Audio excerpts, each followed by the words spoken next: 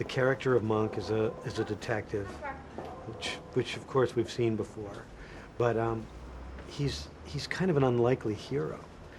He's got a lot of problems, which somehow, in some ways, inhibit him from functioning in the world and in his job, because he's got a severe case of obsessive compulsive disorder.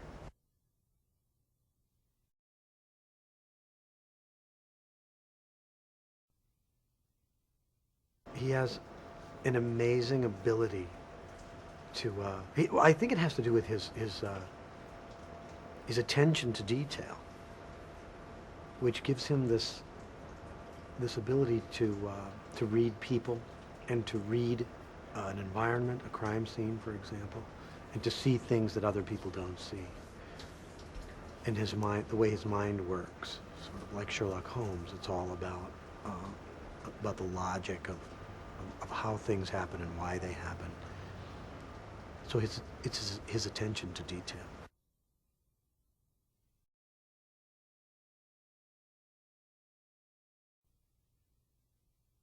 When we find the character, when we come upon him, he's been kicked off the police force because he's become somewhat dysfunctional and a danger to himself and his fellow, detectives. And one of the reasons that he's become so dysfunctional, the main reason, is because he's lost his wife. She was killed in a car bomb, a very mysterious way. She's a journalist, and they had a very, a great relationship. He was very much in love with her and somewhat dependent on her. She kind of kept him somewhat sane.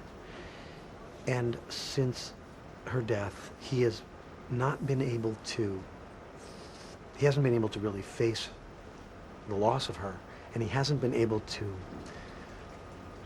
figure out what happened to her and why. Even though he's a genius at figuring out crimes, he's at a loss with this one because he's too close to it, because he can't deal with it. So into his world comes the character of Sharona, who is his assistant, played by Biddy Schramm.